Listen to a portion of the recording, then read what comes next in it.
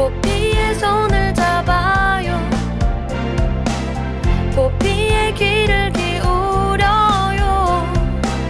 마음을 열고 포피와 친구 되면 당신의 눈이 되어 세상을 보여드려요.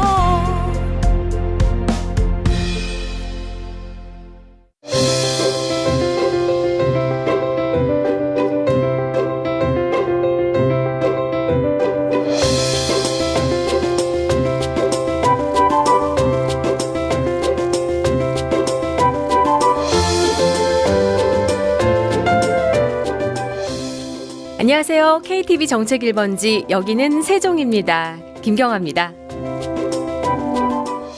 봄 기운이 느껴지면서 야외로 나가고 싶다는 생각이 살짝 마음을 간지러 핍니다. 그런데 봄이 오는 건 반갑지만 봄만 되면 찾아오는 불청객도 있죠. 큰 일교차, 샘, 바람, 먼지, 황사, 꽃가루 때문인데요.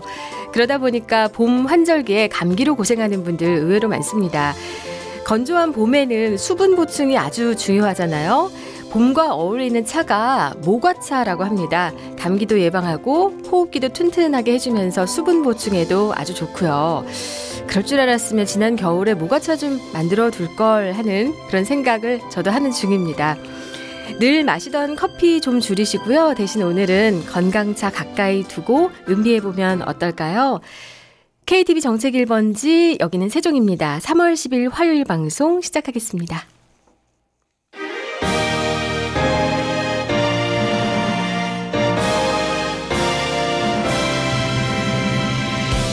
세종 포커스. 정부 각 부처의 중요한 정책을 소개하고 담당자와의 전화 연결을 통해 이슈를 좀 더 쉽게 풀어보는 세종 포커스입니다. 농림축산식품부는 2014년 12월 3일부터 2015년 3월 4일까지 6개 시도의 28개 시군에서 총 127건의 구제역이 발생했다고 밝혔습니다. 그동안은 충북과 충남, 경기 등 기존 발생 지역에서 산발적인 발생 양상을 보였지만 최근에는 강원도와 경북 등 새로운 지역에서도 구제역이 발생하고 있는데요. 농식품부는 현 상황에서 발생지역 조기 정상화와 함께 비발생지역 청정화 유지를 동일한 중요도를 가진 목표로 설정했습니다. 또 구제역 비발생지역 보호를 위해 우선적으로 발생지역 인접 시군 중심의 백신 면역대 형성 등 비발생지역에 대한 백신 접종을 강화하고 가축 및 사료 운반 차량을 대상으로 구제역 바이러스 유무에 대한 정밀 검사를 실시해 이상이 있을 경우 일정 기간 농장 출입을 제한하기로 했습니다. 문화체육관광부는 지난 3월 4일 국회의원회관에서 신혜진 의원과 공동으로 재난사고 범죄 피해자 등 대상 예술 치유 프로그램 지원을 위한 정책 간담회를 개최하고 예술 치유 및 정신, 심리 분야 등 각계 전문가들의 의견을 수렴했습니다. 이번 간담회에 참여한 소아정신과 전문의인 신혜진 의원은 지금은 국가적인 재난사고의 피해자나 성폭력, 학교폭력의 피해자 등 심리적인 상처를 갖고 있는 우리 사회의 소외계층을 보듬고 회복과 성장을 돕기 위한 정부의 적극적인 역할이 요구되고 있는 시기라고 말했습니다.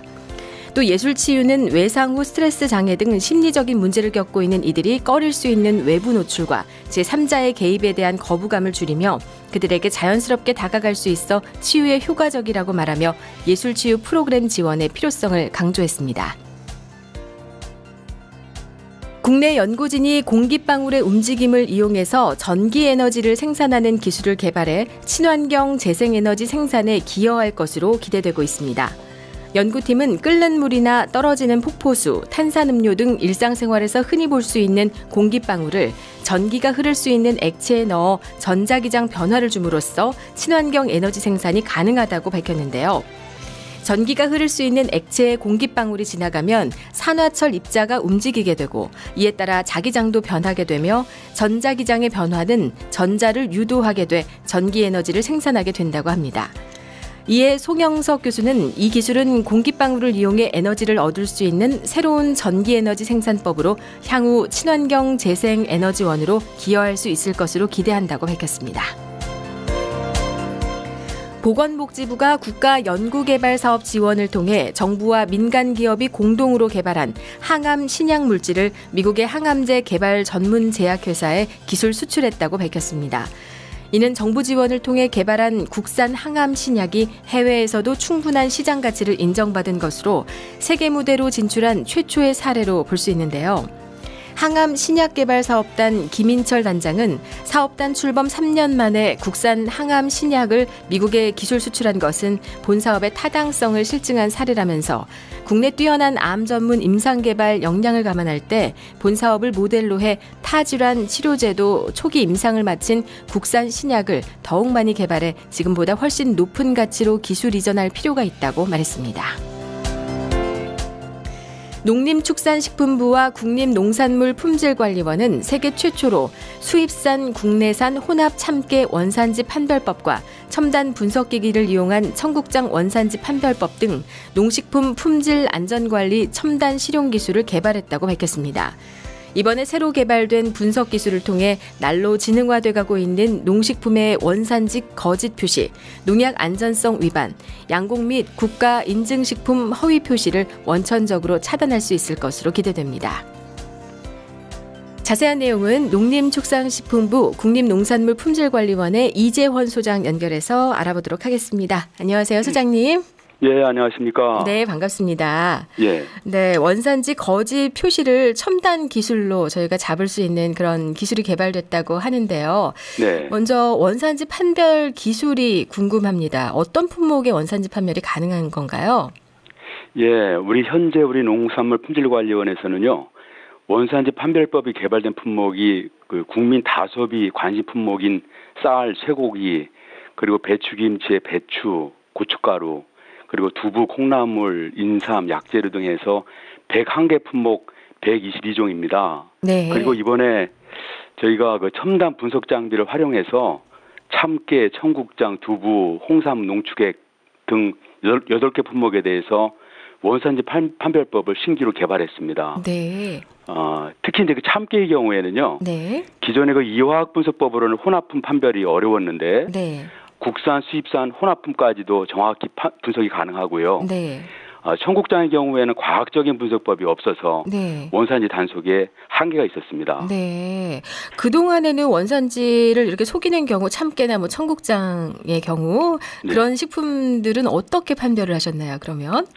예, 우리가 원산지 판별하는 방법은 주로 이제 이화학적인 분석법하고 네. 유전자 분석법을 이용해서 개발하고 있는데요. 네. 그 이화학 분석법이라는 거는 그 첨단 그 근적의 분광 분석기라든지 X선형 분광 분석기라는 최첨단 분석 장비를 활용해서 네. 국내산 농산물하고 수입산 농산물에 각각에 함유되어 있는 유기성분하고 무기성분의 함량 차이를 분석해가지고 원산지를 네. 판별하는 방법이고요. 네.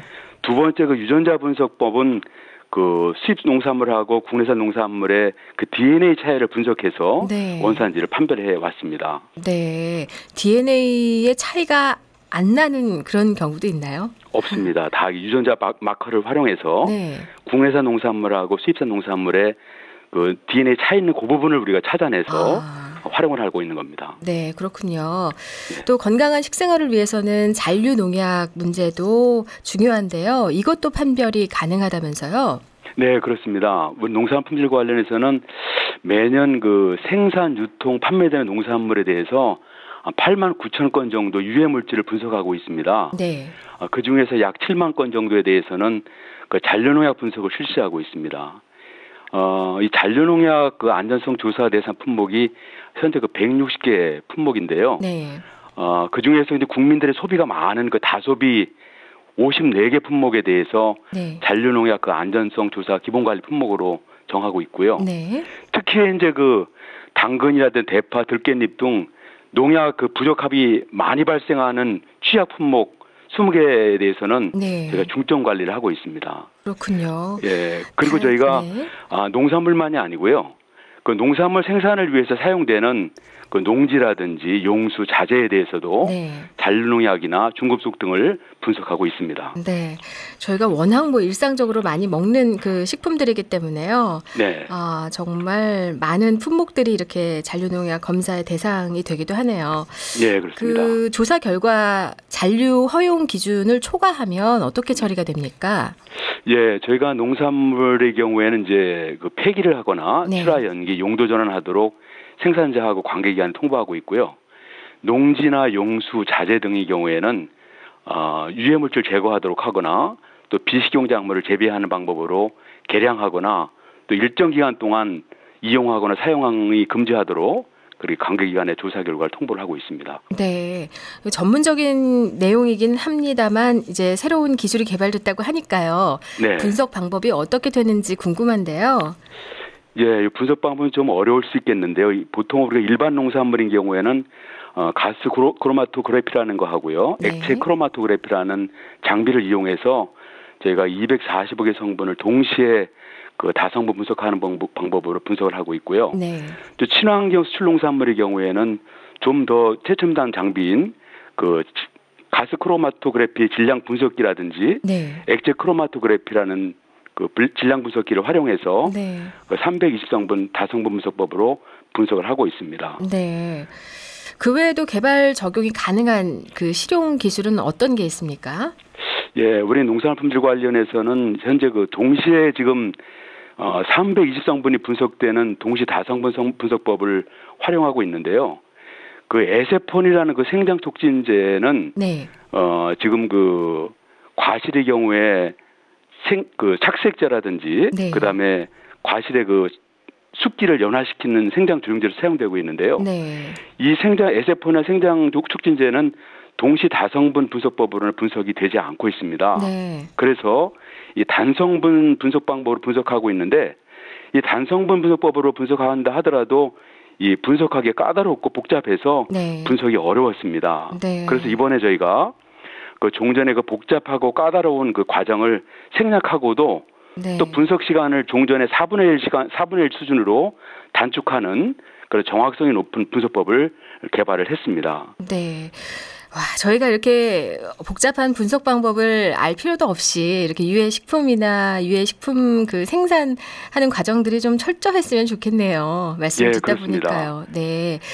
올해에도 건강한 이 먹을 거를 위해서 연구들을 추진을 하신다고 들었는데요. 어떤 분야에서 연구를 하시는지 소개를 좀 부탁드리겠습니다.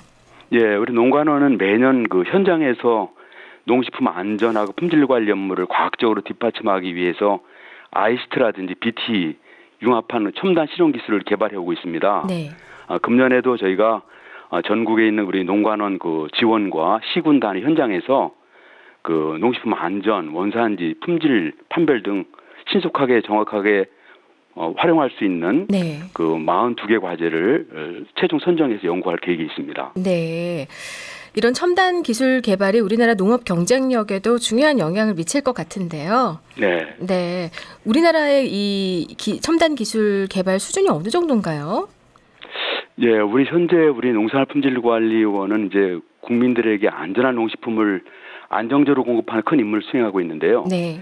현재 우리가 원산지인 경우에는 세계 최고의 수준의 원산지 판별 실력을 갖고 있습니다. 그렇군요. 예, 네. 그렇습니다. 그래서 우리 농관원은 국민들이 안심하고 먹을 수 있는 농산물을 농업인들이 그 생산할 수 있도록 네. 그 과학적인 그 상시 안전관리 체계를 구축을 해서 국내 그 소비자는 물론이고 대외 수출 경쟁력을 확보할 수 있도록 해 나가고 있습니다. 네. 특히 이제 최근에 그 기후 변화라든지 과학기술 발전으로 인해 가지고 신종 유해 물질이 등장하고 또 안전사고가 발생하고 있지 않습니까? 네네. 그래서 소비자는 그럼에 따라 가지고 농식품 안전에 대해서 굉장히 불안해하고 있습니다. 네. 또 더욱 높은 수준의 농식품 안전성을 요구하고 있기 때문에 저희가 농식품 이런 안전 품질 관리를 통해서 안전한 우리 농산물이 소비자들에게 안정적으로 공급될 수 있는 네. 토대를 마련해 갈 수 있고 아울러서 우리 수입 농산물에 대비해서 우리 농산물이 보호되고 또 수출 경쟁력이 확보될 수 있으리라고 보고 있습니다. 네. 농민들에게도 직접적으로 도움이 되는 부분이 있습니까? 예, 그렇습니다. 저희가 앞서 말씀드린 대로 이제 안전한 농식품을 안정적으로 공급하는 것인데요.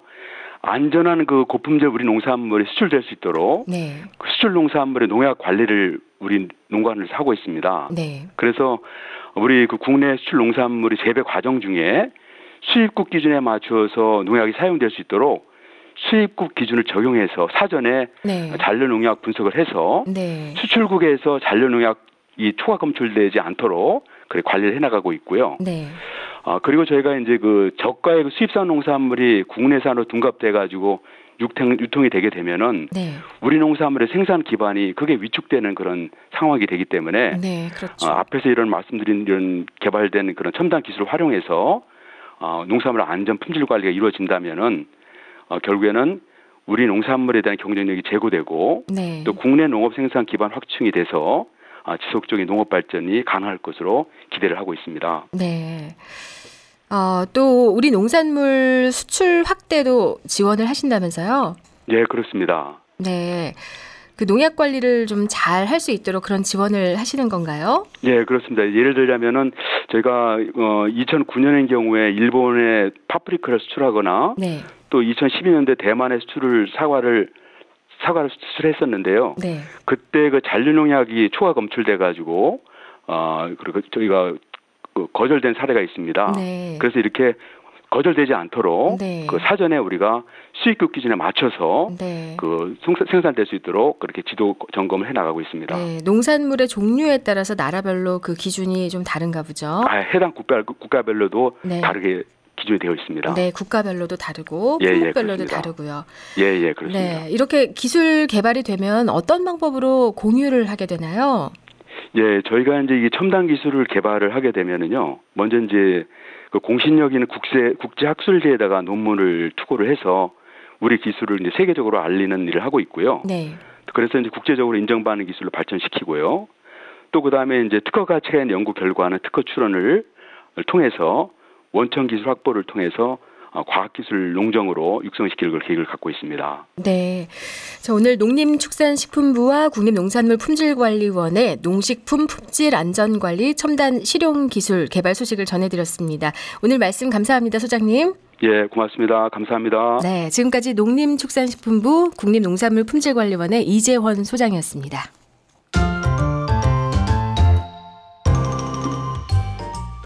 SNS 세상 돋보기.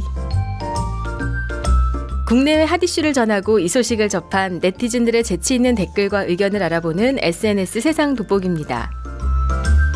키가 90cm에 불과한 장애인이 천신만고 끝에 교사의 꿈을 이뤄 화제입니다. 지난 4일 국립창원대에 따르면 창원대를 졸업한 이정훈 씨가 연골 무형성증이라는 선천성 장애를 딛고 2015년 중등 특수교사 임용고시에 합격했다고 밝혔는데요. 이 씨의 키는 90cm로 연골 무형성증 때문에 뼈의 변형이 비정상적으로 일어나 키가 크지 않았다고 합니다. 작은 키로 말미암아 많은 시선을 받아야 했지만 그 어떤 비장애인보다도 열심히 공부하고 적극적으로 대학 생활을 했고 그 결과 4학년 때 경기 지역 중등 특수 임용고시에 응시해서 1, 2차 시험을 한 번에 합격했습니다. 이 씨는 우리나라 장애인 정책이나 시설이 발전하고 있지만 여전히 장애인에 대한 인식은 낮은 편이라면서 장애인을 뒤에서 손가락질 하기 전에 장애인들에게 미칠 영향을 한 번 더 생각해 주길 바라고 저도 그런 인식 전환을 위해 최선을 다하는 특수교육인이 되겠다고 다짐했습니다. 이 기사를 본 네티즌들은요. 축하합니다. 꼭 훌륭한 교사로 거듭나시길 바랍니다. 파이팅 하셨고요. 늘 이리저리 핑계대기 좋아했던 내 스스로가 창피하다. 열심히 살아야지 등의 의견을 댓글로 달았습니다. 내가 원하는 장소에서 결혼식을 할 수 있으며 저렴한 비용으로 교회 같은 결혼식장도 이용할 수 있다면 어떨까요?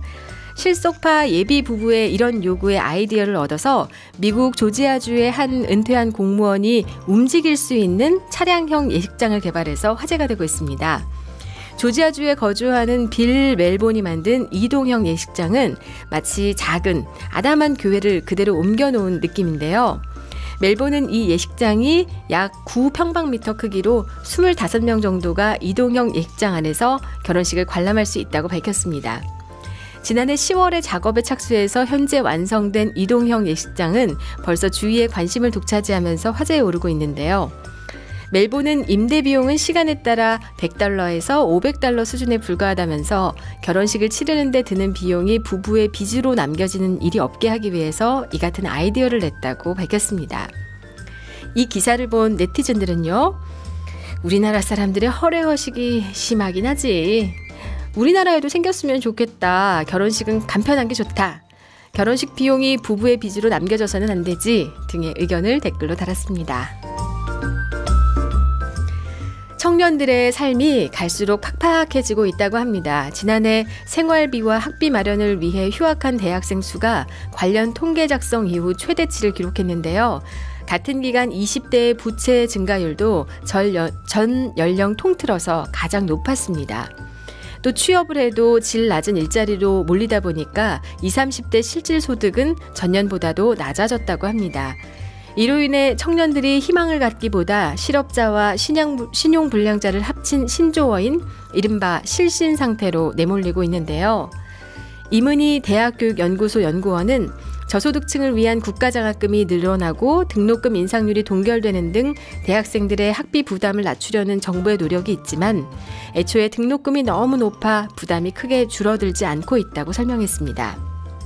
이 기사를 본 네티즌들은요. 나도 등록금 모으려고 휴학만 3년을 했다. 졸업하고 나니 결혼할 나이가 됐네. 난 공부 진짜 열심히 해서 장학금으로 효도해야지 등의 의견을 댓글로 달았습니다.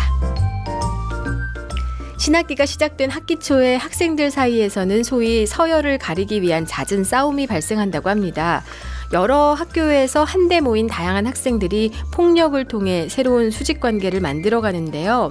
실제로 최근 경찰청이 발표한 통계에 따르면 지난해 3월 한 달 동안 117 학교폭력 신고센터로 접수된 학교폭력 건수는 7,184건으로 방학기간인 1월과 2월보다 2배 이상 많았습니다. 전문가들은 이 시기를 서로 이기려고 다툰다는 의미에서 각축전이라고 표현하는 한편 학교 폭력 예방의 결정적인 시기라고 설명합니다. 특히 각축전은 고등학교보다 중학교에서 더욱 빈번하게 벌어지는데요. 전문가들은 이 같은 결과가 학생별로 신체와 정신의 성장 속도에 차이가 있는 데서 비롯된다고 보고 있습니다. 이 기사를 본 네티즌들은요. 지나고 나면 다 쓸데없는 짓이다. 오히려 감추고 싶은 과거가 되겠지. 다른 사람에게 상처 주는 건 언젠가 자기 자신한테 돌아온다 등의 의견을 댓글로 달았습니다. 웃으면 복이 온다. 부지런한 사람이 오래 산다. 이런 속설 많이 들어보셨죠? 그런데 과연 이 같은 속설이 과학적인 근거가 있을까요? 최근 국내 연구진이 이들 가설이 세포 수준에서 옳음을 증명해서 화제라고 합니다. 성균관대 박성수 기계공학부 교수 연구팀은 사람의 세포를 적당한 힘으로 늘리는 작업을 4시간 이상 하자 세포의 성장률이 50% 이상 높아진다는 사실을 알아냈다고 밝혔는데요. 박 교수는 사람의 무병장수란 세포의 성장이 오랫동안 건강하게 지속된다는 말과 같은 뜻이라면서 강한 헬스 운동을 몇 시간 하는 사람보다 가벼운 운동을 지속적으로 오래 하는 사람이 더 장수하는 이유를 설명할 수 있게 됐다고 말했습니다. 이 기사를 본 네티즌들은요. 난 복이 오면 웃겠다. 긍정적인 사고를 가지고 부지런히 몸을 움직이는 게 무병장수의 지름길 아니겠어요? 등의 의견을 댓글로 달았습니다. 지금까지 SNS 세상돋보기였습니다. 행복해서 웃는 게 아니라 웃어서 행복하다라는 말이 있잖아요. 소문만복래라는 말도 있고요. 웃어서 기분 좋고 거기다 덤으로 건강까지 좋아진다고 하니까 웃지 않을 이유가 없네요. 오늘은 아주 작은 일에도 많이 웃으시는 하루 보내시기 바랍니다. KTV 정책 1번지 여기는 세종입니다. 지금까지 연출 최명환, 이호준, 기술 허준영, 구성 손희숙, 김필석, 저는 김경아였습니다. 내일 다시 뵙겠습니다.